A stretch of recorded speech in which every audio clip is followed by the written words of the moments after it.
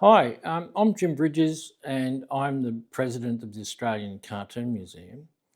And a friend of mine who's making a film about Peter Lillie, a documentary, passed this book on to me.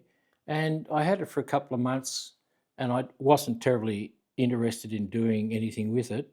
And he asked me if I could do a review of it. So I finally read the book and played the music with the CD at the back, and I was just blown away. It's a fantastic book, and I just want to just give you a quick review of it. Okay, so let's get into it. Peter Lillie, Surfers Paradise Lost. It's obviously punning on Milton's Paradise Lost. He's a well-read. He's a satirist. He was a songwriter. He did theatre, wrote a couple of plays, um, and he was a cartoonist. He did a couple of comics. He was a very funny man, and he was in the scene in the 70s with all those major and minor bands in Australia, in Melbourne in particular. So this is collected works, words and music by Slim Fit Press, and yeah, it's a reproduction because Peter Lillie published some of this stuff himself, then rewrote it, so it's been published now after he died. He died in 2012, and this is a printing of his previous work. And there's the man himself. Collected words and music. So let's go into it. That's his signature. The publisher's notes. I won't read all the stuff. I'll just read this bit here. Sometimes back in 1996, I was among the Friday lunchtime crowd who filed into Melbourne's basement disc to watch Peter Lillie's in-store performance, which was ostensibly to promote his first solo album, Poetry and Western, which is a pun on country and western, accompanied by steel guitarist Garrett Costigan. Peter delivered one great song after another from an album that deserved much wider currency. The low-key performance did a lot to remind me of what a unique artist Peter was. After Peter's death in September 2012, Carl Signet and I would often talk about the possibilities of anthologising Peter's diverse output. This volume is the end result of those discussions, and that's written by Michael McDonald, who runs Slim Fit Press. And it was done in 2019, this book came out. And there's the album he was pushing, Poetry and Western. There's one of his rough comics, After Dinner Moose, which is, all his work is full of puns. For instance, he was in a band called Relaxed Mechanics, as opposed to Popular Mechanics, the magazine. And if you have a little close-up of here, it looks like his family are on Mars, but they're holidaying. So he did all that sort of stuff. And there's his famous character, the After Dinner Moose, which is based on the Camel cigarette ad. And there he is over here as a young, that's him on the left, outside the, where is it? La Mama, I think, outside La Mama. Okay, and there's a couple more photos of him early age, and here he is with his mate Topper. Okay, so let's get into it. That's a lovely picture. So you've got the spaceman over here, and you've got the lunar landscape or the Mars landscape with it. And this is so very important. He wrote a song called Caravan and Car and Caravan. And this is a send-up of Milton's Paradise Lost, but it's about his trip to from Melbourne in 1959 up to Cairns with his father and mother and sister. Originally, it was written as this, Calvin Kelso, but it's been and Surfers Paradise Lost, but he worked on it and changed stuff around. That's him on the car tour now. He went back up to retrace his steps. And there it is. This is the Peninsula, the Sandbelt, the Latrobe Valley, Melbourne, Hume, Victoria, New South Wales, the Big Steak, the Pacific, Queensland, far north Queensland, and the Twin Towers. And he has these little maps all through it. That's him as a little boy when he's in the 50s. It's about 52, I think, that would be taken. And he grew up around that area, Dramana, down by the coast. And this is it's all written in rhyme. The whole thing is written in rhyme. And he talks about historical people like William Buckley, who lived with the Aboriginals, who was a convict who ran away. And he updates all sorts of stuff because he did the trip many years later, and he goes backwards and forwards in time, commenting on stuff and commenting on him when he was a little kid, stuff like that. There's an early photograph of the Palais St Kilda with Luna Park, and there's the Palais de Danse, which is now burnt down. It's now a car park. And he was in a band called the Relaxed Mechanics, and he did these bullshit ads like this is plus build your own authentic prison Hulk, and this is about what fabricated a floating tram assembly tips inside.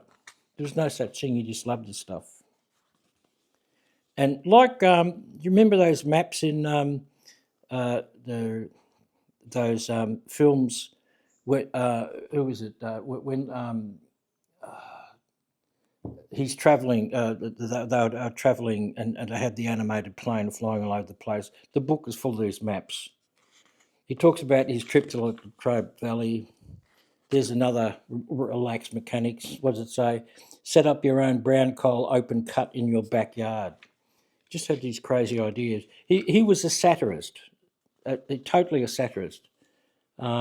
He even talks about football in the days when Carlton won the grand final, which was a long time ago.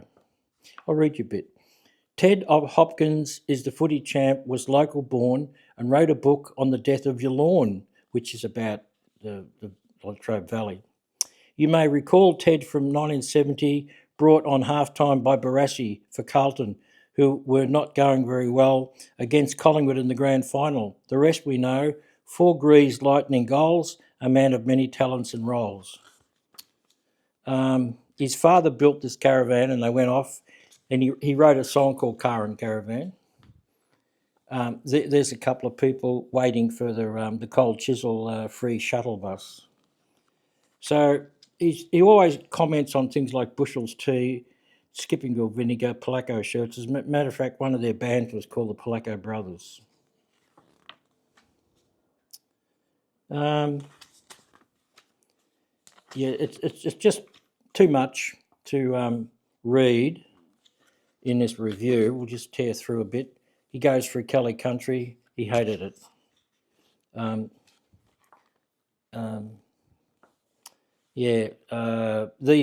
These photos are his photos, and he stops and films things like in Holbrook. There's a submarine that's about 280 kilometres from the ocean, and it's a typical thing about Australia.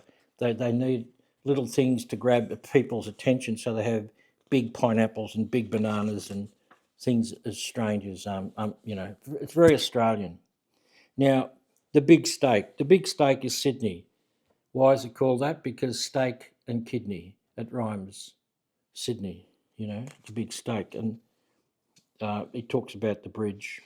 And he keeps on talking about his fathers, and all this stuff bounces back. It's very funny. He talks about everything from historical, like he talks about Darwin, and he talks about the latest bands at the time. He gets a bit obsessed with MacArthur, keeps on talking about him a lot when he was the ruler of Australia, and there's a guy next to him with a Tommy gun, and they're just walking along the railway line. And he talks about his wife too. And this is they go from Melbourne to Cairns, and there's a that's a concrete facsimile of Ayers Rock or Uluru at a service station. These strange things that you go on the trip and There's obviously the big banana.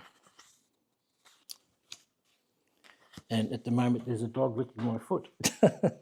Okay. And he gets to Queensland, and meter maids, the Gold Coast. That's what it's called, the Surfers Paradise Lost. And they go higher up to North Queensland, and there's the big pineapple, people walking in the big pineapple. I have a feeling they probably do similar things in America as the Golden Fleece. I have a feeling that they have these sort of things in America as well. But he filmed things like Moose's plumbing gas fitting, because he did this cartoon character 40 years before that called After Dinner Moose. They're just things that grab his attention.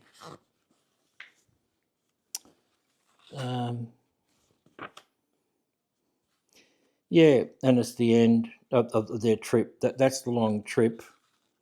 And then there's this, that's him before he died in Canberra, talking about getting a ticket. All this is about him getting a ticket. There is albums, and he was in the Auto Drifters, the Placco Brothers. It's his gig guide. This is his hand-drawn band family tree, where it all started. So you've got the Placco Brothers, and where is he? Peter Lillie. So he goes down into Relaxed Mechanics, and then he goes into Auto Drifters, and all these other people in the band all go all over the place. I had that album at one stage. There's the album, Relaxed Mechanics, another one of his comics. These are all the people who are in the musos who are in the bands. He gives them all a credit. And this is the original book of Monato. Monato is a poem about how the band went from Melbourne to Perth, and they got stuck over there for two weeks in this terrible disco place. And so we're in the 70s, obviously. All those garish colours. And we come back to Melbourne. There's anyone have a Winfield? And there he is, just near the end of his life. And that's the end of that particular thing. And then he does these graphics, which, painting, playing table tennis, girls with, ponytails. And amaze your friends, learn to play the guitar, all those sort of things fascinated him. And I'll read this one out. This is The Man from Brashes, and it's a send-up of The Man from Snow River. And it's about Phil Manning, who was a pretty damn good guitarist, and he played the Maton guitar.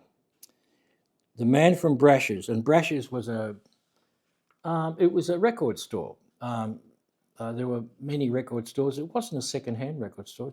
There was like Allen's and Brashes. They were the top stores for buying records. And they had occasionally they had musicians there. So this is Phil Manning was doing a masterclass, and that's the record. There was movement up at Brashes when the Phil Manning Maton was passed around, and all the hot-shot guitarists had come to hear the sound. At first they just stood and stared in awe upon the place. Then they started picking it up and putting it through its pace. They picked it up and put it down. They threw it around the store. One fellow ran up and down the stairs and played it on the floor. They played it with their teeth. They played it with their hair. A black fella turned it up full blast. Advance Australia Fair. There was disco there, bongo there, roadies running everywhere. There was a dirty little punk who lived in a Marshall stack, and a half a dozen Chinamen conversing out the back. There was Tommy Thompson from Thomastown, who reformed the reform chain, and Lobby Smith from Lobby Lloyd from Geelong, who was really quite insane. But hark, the place grew deadly quiet as Phil himself took the floor, and you could hear the sound of plectrums falling on the floor. He picked up the trusty matin and took it tenderly in his hands, and in his eyes you could see the tears and years he'd been in bands. Yep, so there he is. So there we are, and this is about the CD. And I tell you what, I had this book for months, and I could have kicked myself because I never played the music. And when I did, I really loved it. It's fantastic, especially songs like Mystery Train, Poetry and Western, Suburban Blonde. He makes driving around looking for a blonde girl into an epic Australian struggle. It's very funny. The music is very funny and very atmospheric. Yeah, so there's the book. There's Peter Lillie, 1951, 2012, and yes. Yeah, check it out. It's a great book. And check out Peter Lillie. And hopefully we'll hear more about him in the future, although he's gone. Yep, okay. Thanks. Thanks for watching. Bye-bye.